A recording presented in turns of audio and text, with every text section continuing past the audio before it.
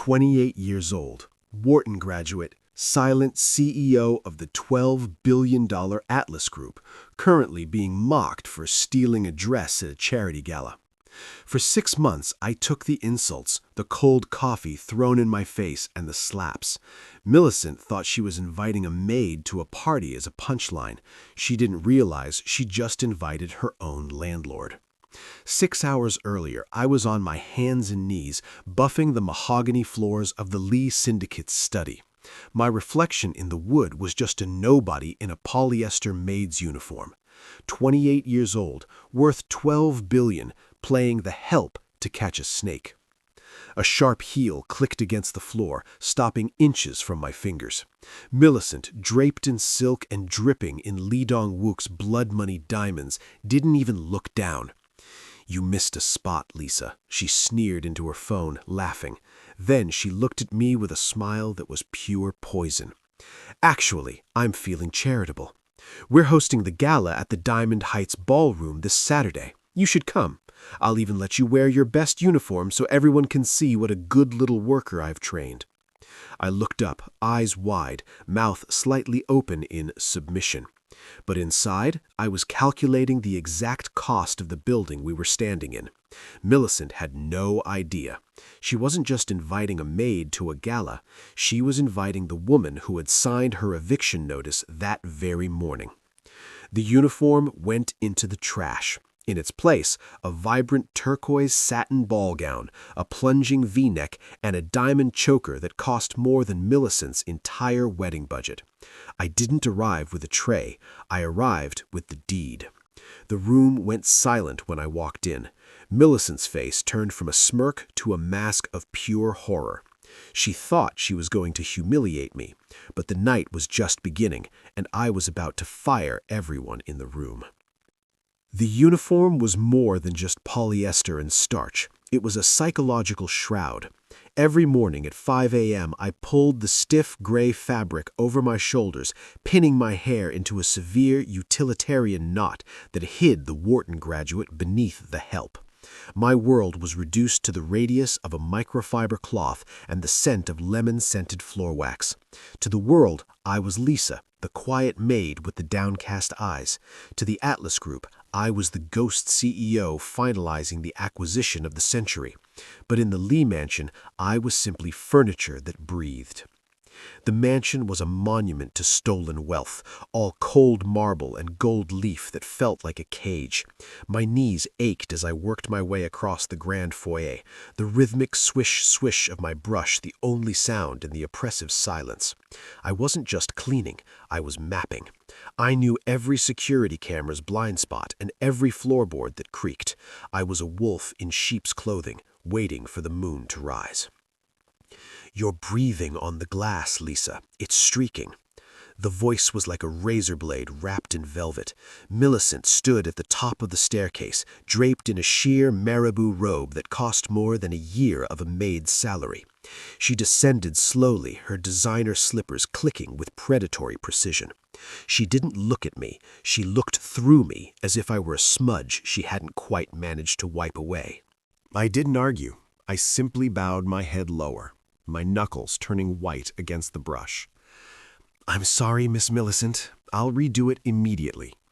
"See that you do," she snapped, reaching the bottom and intentionally kicking over my bucket of soapy water. The gray liquid rushed across the pristine marble I had just spent 2 hours polishing. She didn't flinch. She just watched the mess spread, a small, cruel smirk dancing on her lips. "Clean it up. And after that, my shoes need polishing. The red soles, Lisa. Don't scuff them with your rough hands." From the shadows of the arched doorway, I felt a weight on the back of my neck. I didn't need to look up to know it was him, Lee Dong-wook. The head of the syndicate was a man of few words and terrifying observation. He leaned against the doorframe, a crystal glass of amber liquid in his hand, his dark eyes tracking my every movement with a cold, clinical curiosity.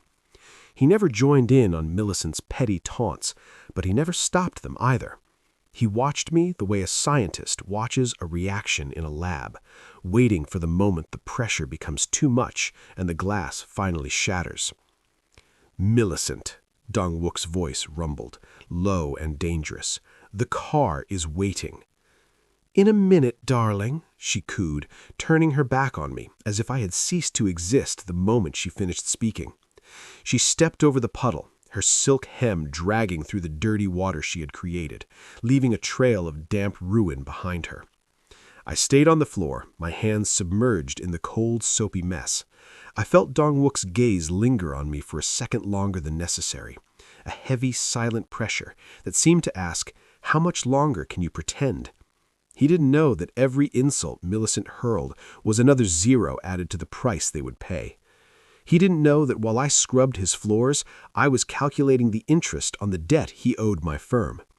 I let the dirty water soak into my sleeves, a small, invisible smile tugging at the corners of my mouth. They thought they were the masters of this house, but they were just tenants in a building that was slowly, quietly becoming mine. The following Saturday morning, the air in the Lee estate felt charged, vibrating with the frantic energy of Millicent's social ambitions. The annual Diamond Heights Charity Gala was only hours away, and the house was a revolving door of tailors, florists, and high-strung assistants.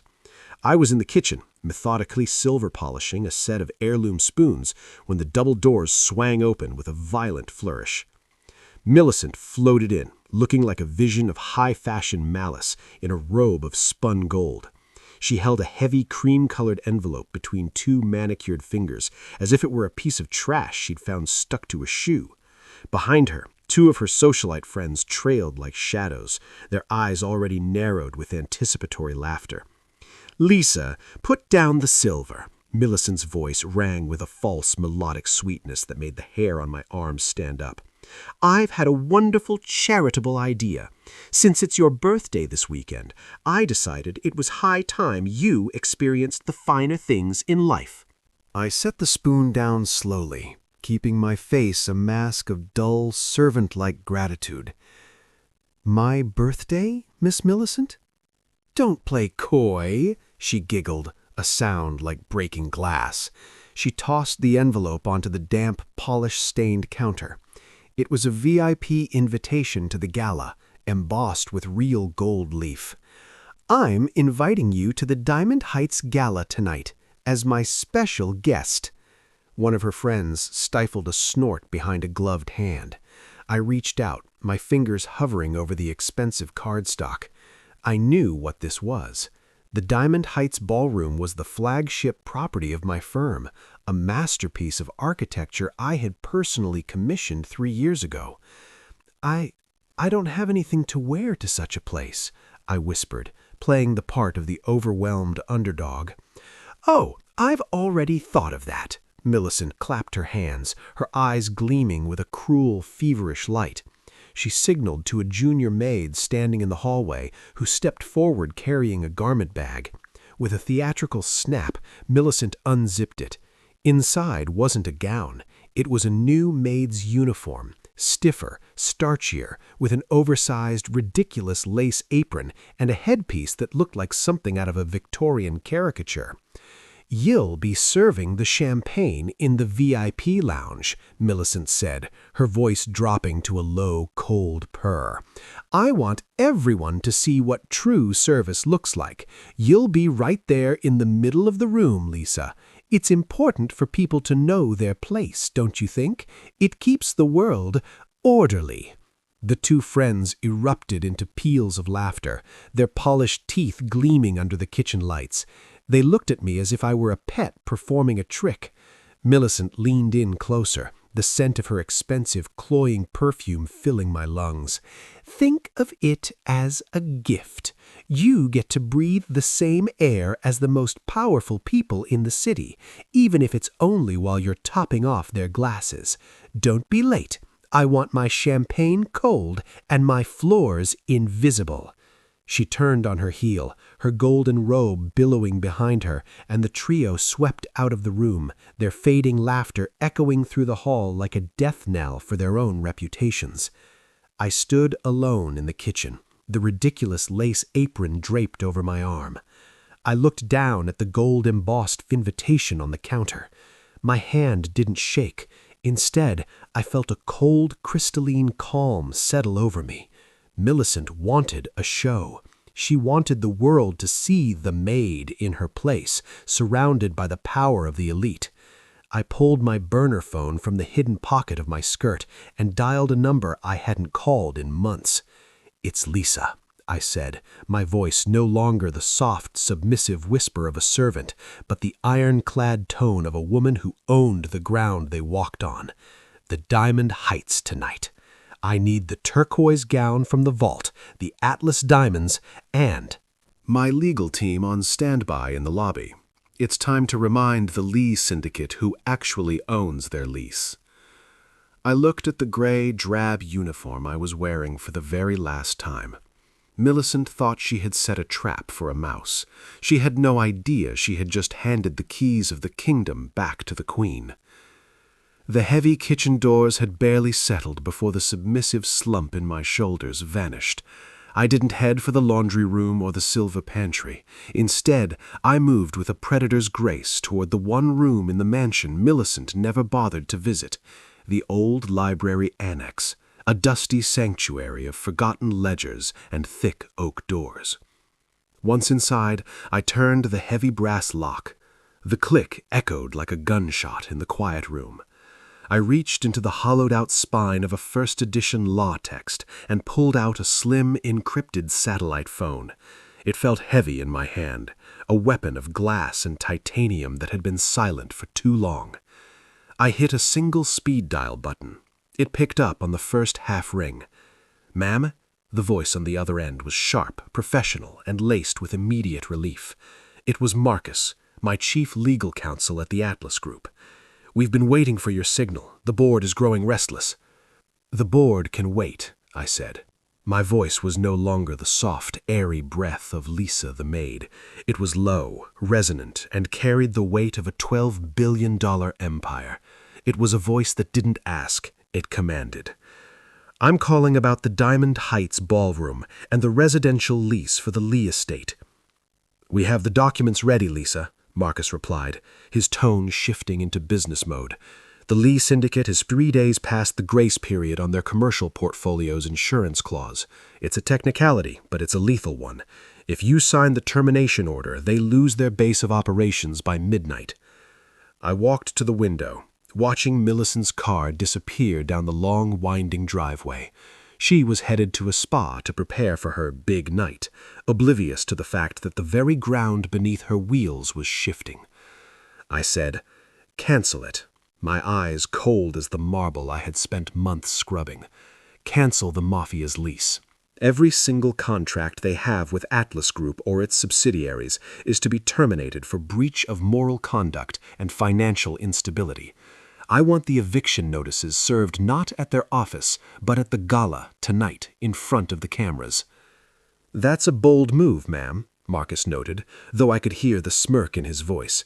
"It will leave Lee Dong-wook with nowhere to run. He'll be exposed." "That's the point, Marcus. He let his fiancé turn my life into a game.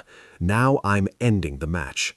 Tell the concierge at Diamond Heights that the special guest will be arriving at 9 a.m. 9 p.m. I want the penthouse suite opened, the security detail in plain clothes, and the turquoise satin gown waiting in the dressing room. And Marcus? Yes, Lisa? Make sure the press is there.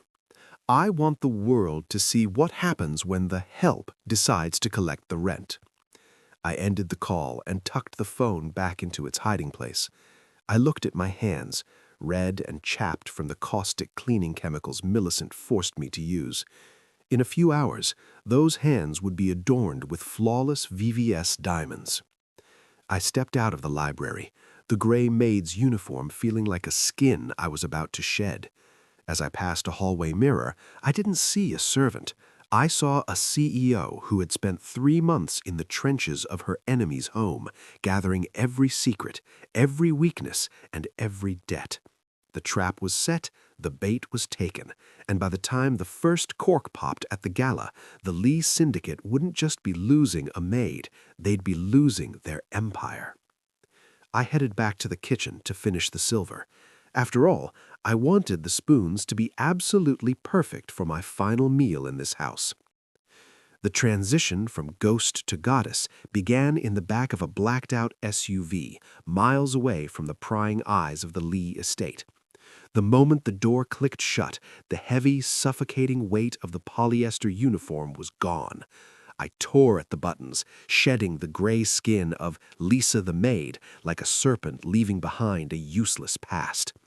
My skin, once hidden under layers of servitude, felt the cool rush of the vehicle's air conditioning, a prelude to the luxury that was about to reclaim me.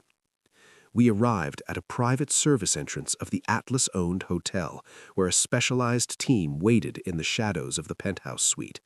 There was no time for small talk, only the rhythmic, high-stakes choreography of a total transformation. I sat in the chair, my eyes closed, as the rough, calloused texture of my hands was massaged away with oils that smelled of bergamot and power. The severe utilitarian knot I had worn for months was undone, my hair brushed out into a wild, dark cloud before being sculpted into a tall, elegant updo, a high bun with architectural volume that added inches to my stature. Then came the armor. The turquoise satin gown didn't just fit, it clung to me like a second skin, a vibrant teal that seemed to pulse under the vanity lights. The spaghetti straps were delicate threads of silk, holding up a plunging V neckline that felt like a declaration of war. The sheer mesh panels in the bodice offered a glimpse of the woman who had been hiding in plain sight, while the fitted waist flared into a heavy, flowing skirt that whispered against the floor with every step. "The choker, ma'am," a stylist whispered, her voice trembling with the weight of the piece she held. I looked into the mirror as the $50,000 diamond choker was fastened around my neck. The stones were cold, brilliant, and unforgiving. They caught the light, shattering it into 1,000 jagged pieces that danced across my collarbone.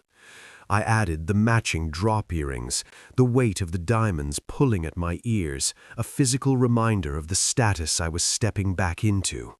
My makeup followed, a sharp, dramatic eyeliner that elongated my gaze into something predatory, finished with a coat of glossy lips that looked ready to deliver a final sentence. I stood up, and for a moment I didn't recognize the woman in the glass. The maid was dead. In her place stood the CEO of Atlas Group, a silhouette of satin and ice.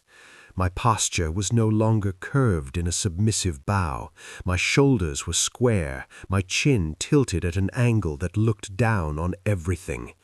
I reached for a pair of silver stilettos, the heels clicking against the marble floor with the same lethal precision Millicent had used to mock me. But this time, I was the one holding the rhythm. I checked my reflection one last time, checking the sharp line of my jaw and the fire in my eyes. I wasn't just going to a gala, I was going to a coronation of my own making. Millicent wanted the world to see what true service looked like. I was about to show her that the greatest service I could provide was the absolute destruction of her ego. I picked up my clutch, stepped toward the elevator, and prepared to walk into my own building as a stranger they would never forget. The doors of the Diamond Heights ballroom didn't just open, they parted like a curtain on a world I had built from the ground up. The air was thick with the scent of lilies and the sharp metallic tang of expensive champagne. Thousands of crystals in the chandeliers vibrated with the low hum of the city's elite, a sea of black tuxedos and designer silk that moved with the practiced grace of the untouchable. But the moment my silver heels struck the threshold, the rhythm of the room stuttered. The silence began at the entrance and rippled outward like a shock wave. I didn't rush. I moved with a slow, deliberate cadence, the heavy teal satin of my skirt whispering against the marble floors I had once polished in secret. The gap was working perfectly. I could see the confusion in their eyes as they tried to place me. They saw the $50,000 choker, the architectural updo, and the sheer mesh of my bodice, and they assumed I was royalty from a distant coast or a tech titan they had yet to meet. Camera flashes erupted, a jagged strobe light that illuminated the sharp, predatory lines of my eyeliner. I walked through the wall of light, my expression a mask of cool, bored elegance. I wasn't just a guest. I was the atmosphere. "Who is she?" The whispers followed me, a frantic hiss of social curiosity. "Is that the new Atlas director? Look at those diamonds." I ignored them. My gaze locked on the VIP dais at the far end of the hall.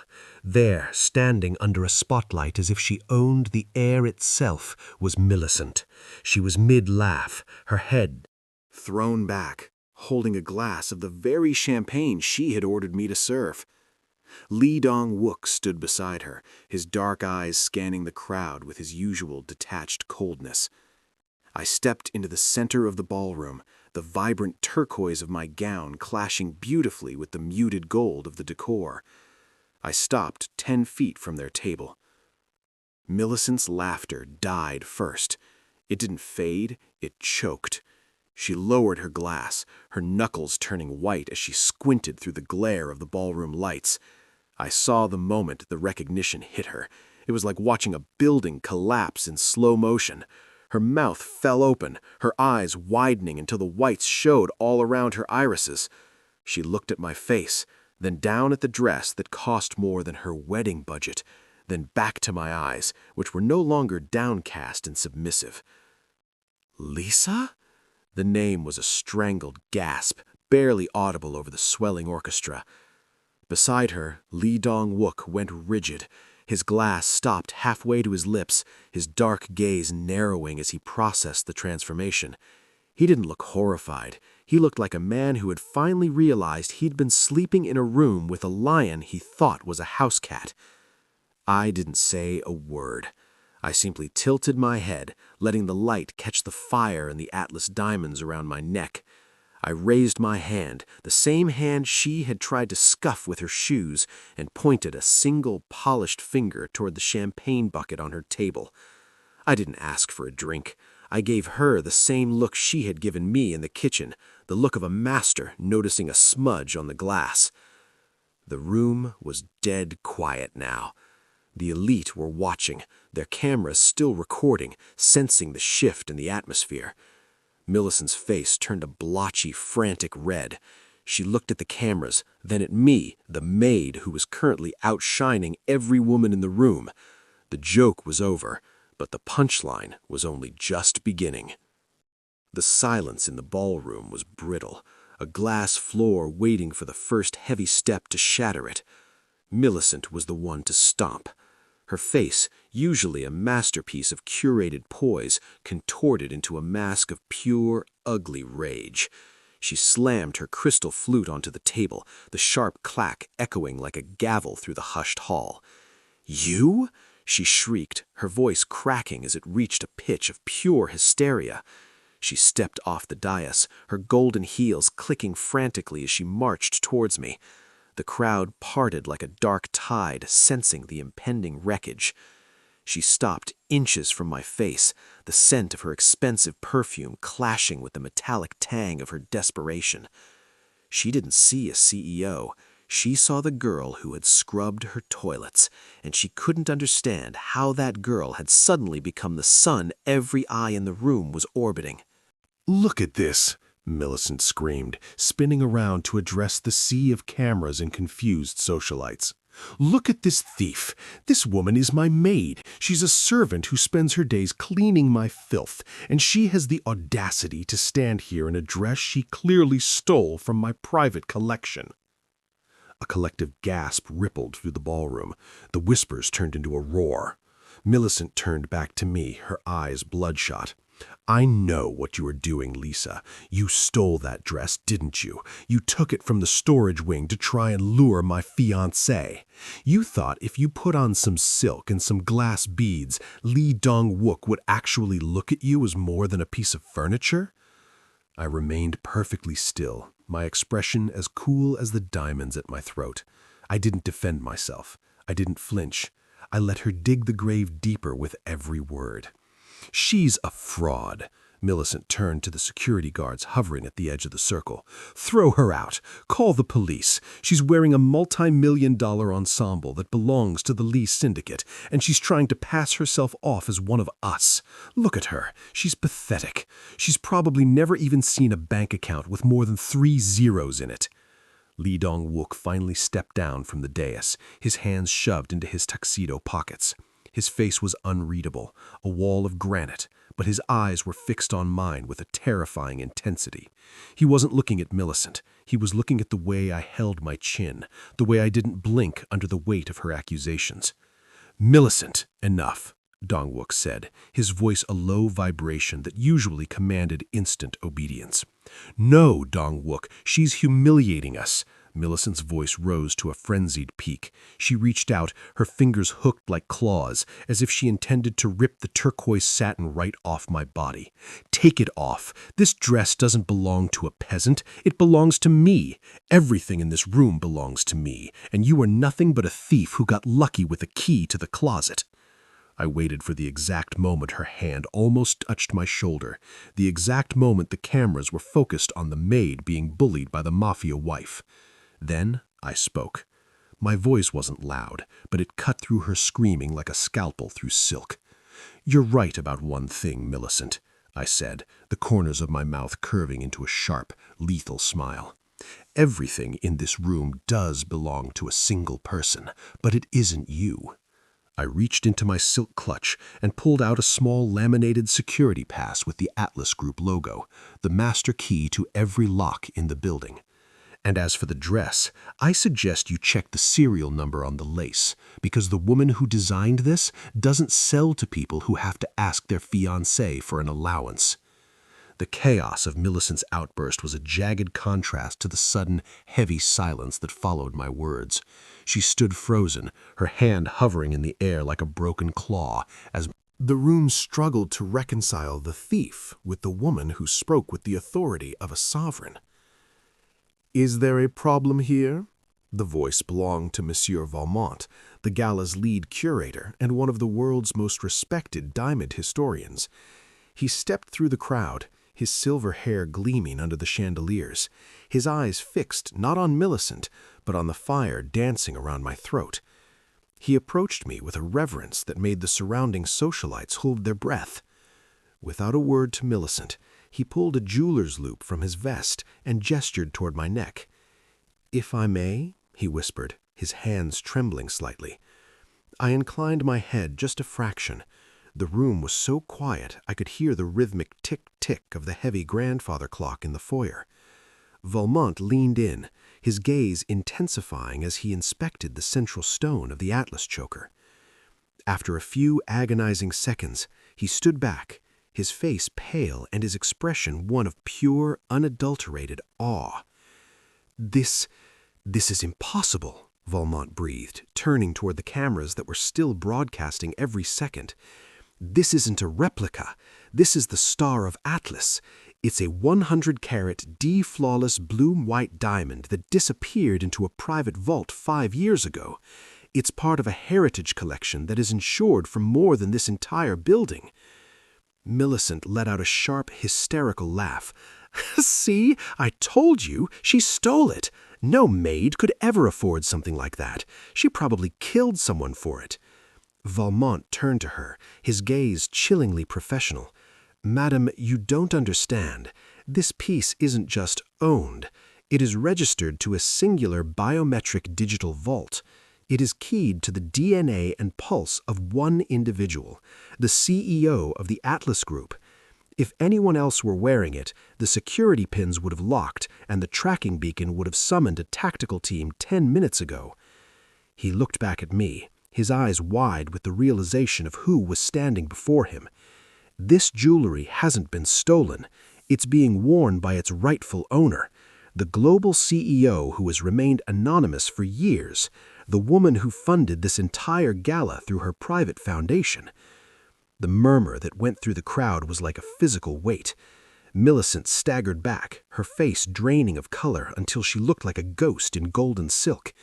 She turned to Lee Dong-wook, her voice a desperate high-pitched whimper. "Dong-wook, he's lying. He has to be lying. She's Lisa. She cleans our floors. She's nobody." But Dong-wook didn't move. He stood perfectly still, his eyes locked on mine as the pieces of the puzzle finally clicked into place. He looked at my hands, the hands he had watched scrub his marble, and realized they were the same hands that held the leash to his entire organization's credit line. "The receipt of power isn't a piece of paper, Millicent," I said, my voice echoing with a cold, crystalline clarity that reached every corner of the ballroom. "It's the fact that I let you believe you were in control while I was deciding whether or not to let you keep your home." I signaled to the massive digital screen behind the dais, which usually displayed the gala's donors. With a single tap on my watch, the screen flickered. It didn't show a list of names. It showed a single, high-resolution image of the deed to the Diamond Heights ballroom, stamped with the Atlas Group's seal and my signature. The room erupted into a frenzy of camera flashes and shocked gasps. The jewelry expert bowed low, stepping aside to give me the floor. Millicent looked at the screen, then at me, her mouth working but no sound coming out. The maid had disappeared. The nobody was gone. In her place stood the woman who had just turned the most powerful people in the city into spectators at their own funeral. The digital screen behind the dais pulsed with a cold blue light, casting a glow over the ballroom that made the gold leaf on the walls look cheap and tarnished. The deed to the Diamond Heights ballroom didn't just list a corporation, it listed the Atlas Group, and beneath it, in bold, undeniable script, was the name they had all been ignoring for months. Millicent's breath hitched, a ragged, desperate sound in the suffocating silence. She looked from the screen to me, her eyes darting like a trapped animal's. "This is a trick," she hissed, though her tremor in her voice betrayed her. "A projection. You're a maid. You're a nobody. Dong-wook, tell them she's just a girl from the streets we took in out of pity." I didn't wait for Lee Dong-wook to answer. I stepped forward, the heavy silk of my turquoise skirt sweeping across the floor with a sound like a drawn sword. I didn't look at the crowd. I looked only at the woman who had spent half a year trying to break my spirit. "You spent the last 6 months mocking me for being invisible, Millicent," I said, my voice steady and sharp enough to draw blood. "You laughed while I scrubbed your foyer. You kicked over buckets of water just to see me work longer. You invited me here tonight to be a punchline in a uniform you thought defined me. But here's the reality you've been too arrogant to see." I gestured to the soaring arches, the hand-carved molding, and the floor that reflected the terrified faces of the elite. "You aren't mocking me in your world. You're mocking me in a building I bought 3 years ago.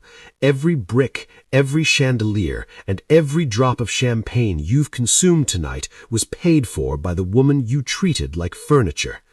The socialites in the front row stepped back, their faces pale. The realization was sinking in. They weren't just witnessing a maid's revenge. They were standing in the house of a woman who could end their careers with a single phone call. "The Diamond Heights isn't just a ballroom, Millicent." I leaned in until I could see the sweat beading on her forehead. "It's the crown jewel of the Atlas Group's real estate portfolio, and as of midnight tonight, the lease syndicate's lease on every property in this city, including the mansion you call home, has been terminated for breach of contract." "You've spent months calling me a thief, but tonight you're the one standing on property that doesn't belong to you." Millicent turned to Lee Dong-wook, her hands clutching at his tuxedo sleeve. "Dong-wook, do something. She's taking our home. She's lying." Dong-wook finally moved, but not to comfort her. He pried her fingers off his arm with a slow, deliberate coldness that made her gasp. He looked at me, a dark shadow of respect finally crossing his features. He didn't say a word to his fiancée. He knew the game was over. He knew that when the landlord comes to collect, the tenants have no choice but to leave. I turned back to the crowd, my voice rising to fill the hall. "The gala is over. The property is being cleared, and Millicent, you wanted everyone to see what true service looks like? Look around. I've served you notice. Now get out of my building." The star of Atlas at my throat flared under the lights, a cold, brilliant fire that signaled the end of the Lee era. I stood center stage, the owner of the room, the owner of the night, and the owner of their future. The ballroom had become a tomb for Millicent's ambitions. She stood in the center of the floor, the golden light of the chandeliers highlighting every crack in her composure. Her frantic gaze bounced from the massive deed on the screen to the cold, silent faces of the guests who were already backing away from her as if she were contagious. She was no longer the queen of the gala. She was a glitch in the system, a mistake that was being erased in real time. "Dong-wook, please," she whimpered, reaching for him one last time. "Tell them who she is. Tell them she's lying." Lee Dong-wook didn't move toward her. He stood like a statue carved from volcanic rock, his dark eyes fixed on me with a terrifyingly clear understanding. He was a man who lived by the laws of power, and he had just seen the balance of the world shift. He looked at Millicent, at her smudged mascara, her trembling hands, and the sheer petty desperation that had led them to this cliff. To him, she was no longer a partner or a fiancé. She was a liability that had cost him his kingdom. "You invited her," Dong-wook said, his voice a low, gravelly vibration that carried more weight than any shout. "You turned a business arrangement into a playground. You let your ego blind you to the fact that we were living in her shadow." He stepped away from her, the space between them widening into an unbridgeable chasm. He didn't look back. He turned toward the exit, his shadow long and dark against the marble. He was a survivor, and he knew that in this game, the only way to stay alive is to leave the losing side before the doors locked. Millicent watched him go, her mouth falling open in a silent scream of betrayal. But she didn't have time to process it. My security team, a phalanx of men in sharp black suits, moved in with clinical efficiency. They didn't touch her, but their presence was an iron wall. "Miss Millicent," the lead officer said, his voice devoid of emotion, "your access to this building has been revoked. Your personal items at the Lee estate are currently being packed into crates and moved to the curb. You have 60 seconds to vacate the premises before you are removed for trespassing." "You can't do this!" she shrieked, her voice echoing off the vaulted ceilings. "I am a Lee! I am—" "You are a tenant whose lease has expired," I interrupted, my voice calm, level, and utterly final. I turned my back on her. The heavy teal satin of my skirt flared out as I began my walk toward the grand entrance. I didn't need to see the end. I heard the scuffle of her golden heels on the marble, the desperate, dying protests of a woman who had realized too late that the world didn't revolve around her. I heard the heavy thud of the ballroom doors closing, cutting off her voice forever. I walked out of the Diamond Heights ballroom and into the crisp night air. A line of black Atlas Group vehicles waited for me, their engines humming like a heartbeat. The press was still there, their cameras flashing in a rhythmic strobe that celebrated my return. I didn't stop for questions. I didn't look back at the building I owned or the life I had just dismantled. I stepped into the back of the lead SUV, the door closing with a solid, expensive thud that silenced the world. I reached up and touched the star of Atlas at my throat, the diamonds cold and steady against my skin. The Maid was gone. The ghost had returned to her throne, and as the city lights blurred past the window, I knew that tomorrow the world would wake up to a new map, one where I was the only one holding the pen.